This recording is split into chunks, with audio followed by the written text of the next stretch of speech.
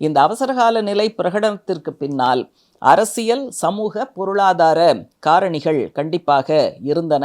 அன்றைய அரசியல் சட்டப்பிரிவு 352 அதை முன்னெழுப்பி அவசரகால நிலையை அவங்க பிரகடனம் பண்ணாங்க. பொதுவாக யுத்தம், அந்நிய ஆக்கிரமிப்பு, உள்நாட்டு பதட்டம் இந்த மாதிரியான காரணங்களுக்காக பண்ண முடியும். அதையெல்லாம் காரணம் காட்டி அவர்கள் அவசரகால நிலையை பிரகடனம் செய்தார்கள்.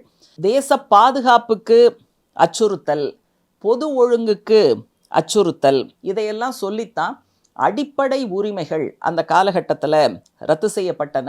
அனைத்து அதிகாரங்களும் அதிகார வர்க்கத்தின் கையில் குவிந்த காலகட்டமாகவும் அது இருந்தது. அப்போ இதற்கு பின்னால் இருக்கக்கூடிய இந்த அரசியல் பின்புலம், பொலிட்டிக்கல் டைனமிக்ஸ், இதை யார் வலுவாக எழுப்புறா நாடாளுமன்றத்தில் அப்படின்னா, சிபிஐஎம் நாடாளுமன்ற குழுவினுடைய தலைவராக இருந்த அருமை தோழர் ஏ.கே. கோபாலன். இது ஏன் அங்கே போகுதுன்னா, அவசரகால நிலை பிரகடனம் செய்யப்பட்ட பிறகு அதற்கு நாடாளுமன்றத்தினுடைய ஒப்புதல் பெறுவதற்கான ஒரு முயற்சி நடக்குது. அதில் ஒரு விவாதம் நடக்குது. அதில் இவர் வலுவாக இதை சொல்கிறாரு. இது ஜூலை 21, 1975 இந்த நாடாளுமன்ற வாத பிரதிவாதம் நடக்கிறது. இப்போ தோழர் ஏகேஜி கரெக்டாக சொல்கிறார்.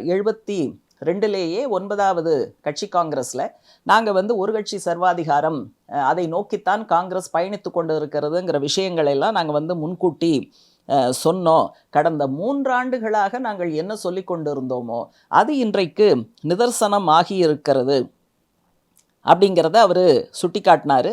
அதே போல் ஆழமாகி கொண்டு இருக்கக்கூடிய நெருக்கடியிலிருந்து இந்த அரசு தன்னை காப்பாற்றி கொள்வதற்காக இந்த பாணியை கடைப்பிடித்திருக்கிறது அப்படிங்கிறதையும் சொன்னார். அவசரகால நிலை பிரகடனம் என்பது ஏதோ ஒரு ஆட்சியினுடைய ஒரு தனிப்பட்ட தலைவரினுடைய வலிமையை காட்டவில்லை, மாறாக அவர்களுடைய பலவீனத்தை காட்டுகிறது அப்படிங்கிறது அன்றைக்கி நாடாளுமன்றத்தில் தோழர் ஏகேஜி அவர்கள் முன்வைத்த பிரதானமான வாதமாக இருந்தது.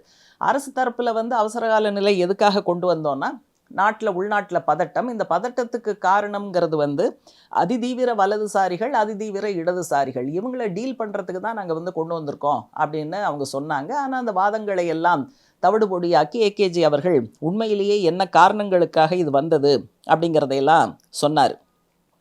ஆனால் அதுக்கு பிறகு ஒரு கட்டத்துக்கு மேலே இதை தக்க வைக்க முடியலை. கடுமையான மக்கள் நிர்பந்தம், எதிர்க்கட்சிகளுடைய நிர்பந்தம், அதனால் தேர்தல் நடத்த வேண்டிய அவசியம் என்பது ஏற்பட்டது. 77ல் காங்கிரஸ் படுதோல்வி அடைந்தது, ஜனநாயகம் மீட்டெடுக்கப்பட்டது அப்படிங்கிறது வரலாறு.